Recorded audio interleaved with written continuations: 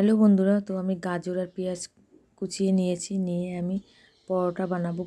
পরোটার মধ্যে দিয়ে পরোটা ভাজবো। কি করব, এখনকার ছেলে মেয়ে বুঝতেই পারছো কোনো সবজি খায় না, তা আমি এইটা বুদ্ধি করে করেছি।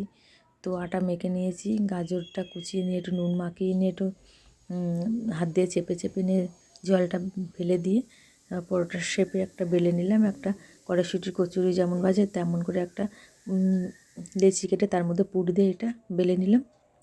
নিয়ে সুন্দর করে পরোটার মতো ভেজে নিয়ে আমি এটা ছেলেকে দেবো, ও যাতে বুঝতে না পারে এর মধ্যে গাজর আর পেঁয়াজ দিয়ে। তো সুন্দর করে করে নিয়েছি। কি করব বুঝতেই পারছো বন্ধুরা, বাচ্চা কাচ্চা যদি না খেতে চায় এরকম করে করতে হয়। তো তোমাদের কেমন লাগলো এই পেঁয়াজ আর গাজরের পরোটাটা, তোমরা তো অবশ্যই আমাকে লাইক কমেন্ট করে বলবে। আর তোমরা এরকম করে ঘরে করে ছেলে মেয়েদের দেবে বন্ধুরা। কি করা যাবে, এখনকার বাচ্চারা কোনো সবজি খেতে চায় না, তো এরকম করেই খাওয়াতে হবে ওদের। তা কেমন লাগলো তোমরা অতি অবশ্যই বলবে আমাকে।